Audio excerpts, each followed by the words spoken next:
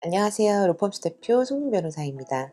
오늘의 주제는 코로나19인데요. 코로나 치사율은 약 2% 정도로 추정이 되지만 정확한 감염 원인과 치료제가 없다 보니까 온 국민이 불안한 나날을 보내고 있습니다. 그래서 오늘은 코로나 3법에 대해서 얘기를 해보고요. 또 공적 마스크 구매 시 명의 도용의 문제, 그리고 고용 유지를 위한 정부의 지원과 4.15 총선 때 주의하셔야 하는 내용을 담아봤습니다. 네, 코로나 3법이란요. 감염법, 예방법, 그리고 검역법, 의료법 이렇게 세 가지인데요.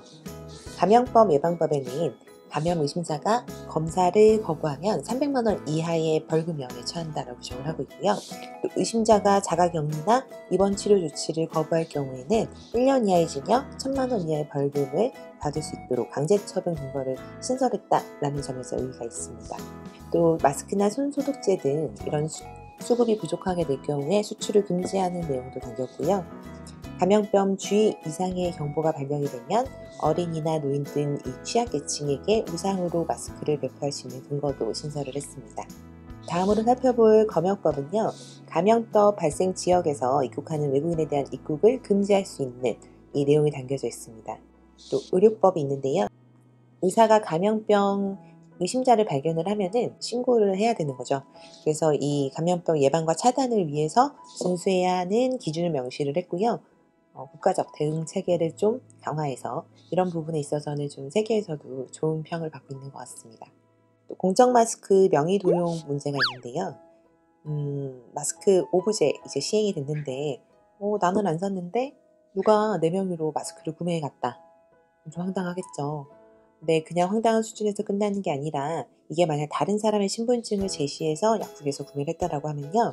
형법상 사기죄, 공문서 부정행사죄, 그리고 업무방해죄, 유기에 의한 공무방해죄까지 성립이 될 수 있으니까 주의를 하셔야 합니다.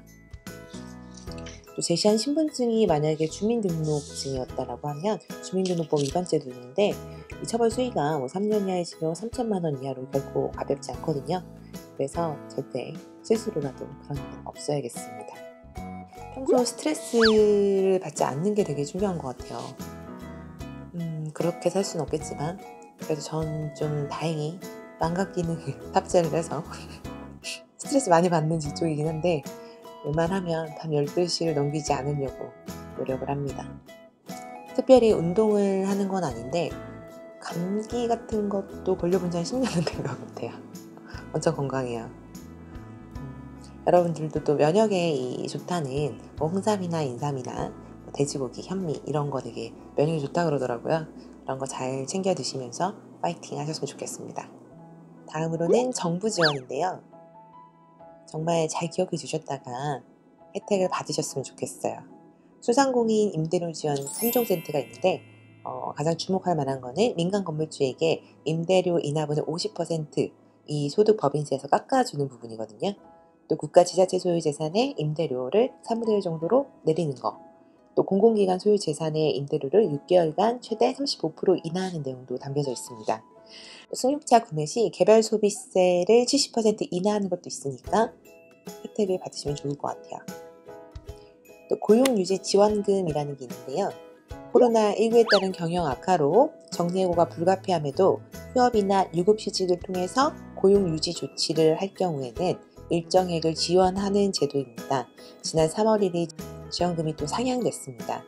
고용유지 계획서를 작성을 하시고 고용센터에 제출하시거나 고용보험 홈페이지에서 온라인 신청도 가능하시니까 쉽게 이용하실 수 있을 것 같아요. 4.15 총선 선거소 풍경도 좀 많이 달라질 것 같아요. 이번 선거는 만 18세 선거인이 처음 투표를 할 수 있는 좀 역사적인 날이기도 한데요. 투표소 입구에서 발열 체크 전담반이 배치가 될 예정이고 마스크를 반드시 착용해야만 입장이 가능하시니까 잊지 않으셨으면 좋겠습니다.